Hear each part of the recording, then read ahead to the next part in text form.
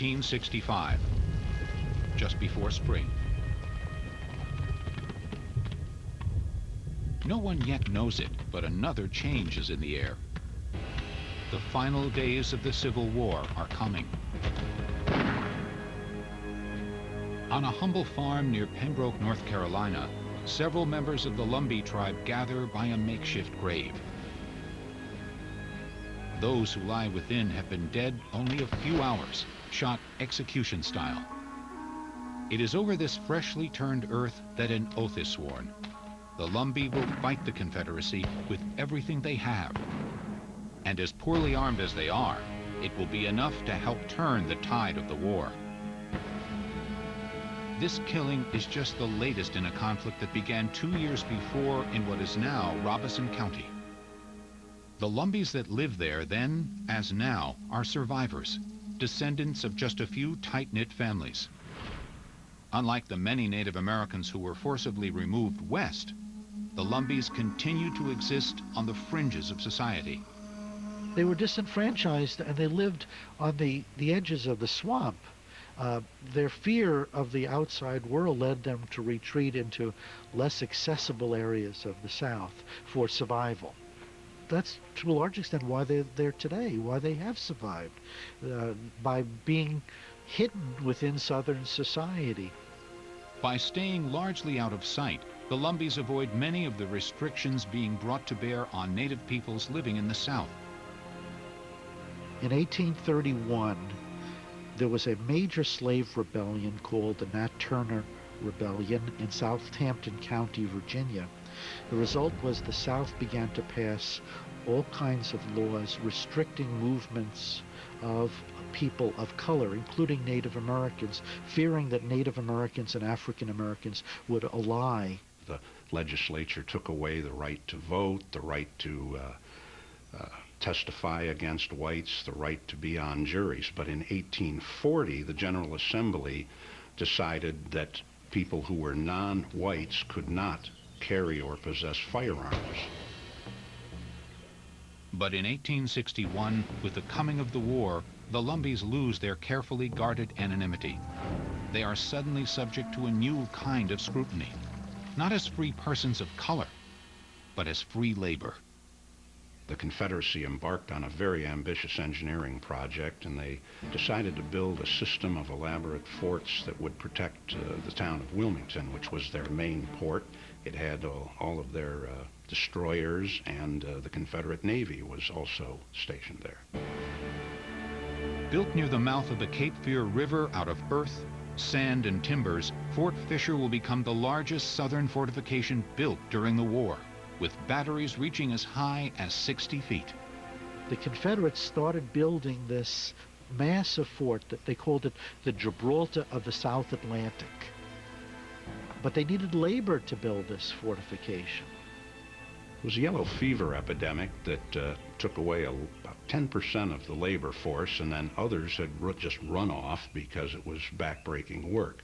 So the Confederacy decided that they would use slaves to help out, but they also decided that the Lumbee tribe would be conscripted. The conscripts are forced to work long hours with little food or rest, often standing waist-deep in water, exposed to malaria and yellow fever. The conditions at Fort Fisher were terrible, but also the fact that the Native Americans were put into a slave status antagonized the Native Americans, the Lumbees especially, because they had always prided themselves as being independent peoples. But it does not take long for this independence to reassert itself. During this time of hard labor, many of the Lumbee young men were able to escape, and they took to the impenetrable swampland, which was a practice called lying out.